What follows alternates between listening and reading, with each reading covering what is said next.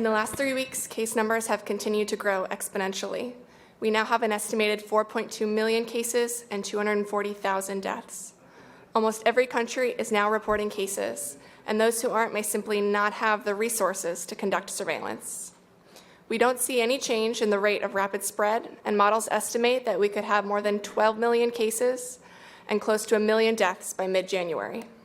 We're not sure how big this could get, but there's no end in sight. Financial markets are universally down by 15% or more on the year. Fear of a catastrophic pandemic and uncertainty about the capacity for governments to respond and remain viable are fueling investor uncertainty. For more on this, we are joined by experts on crisis communications and social media, Kevin McAleese and Sarah Lee.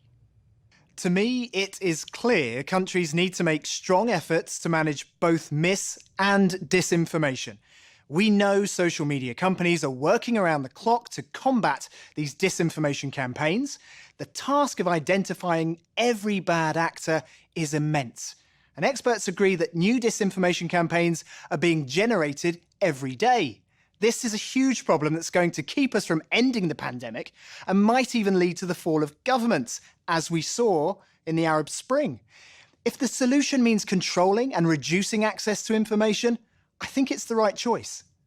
I agree with Kevin. This is a big problem and doesn't even account for the massive amounts of misinformation being generated by legitimate users about the pandemic.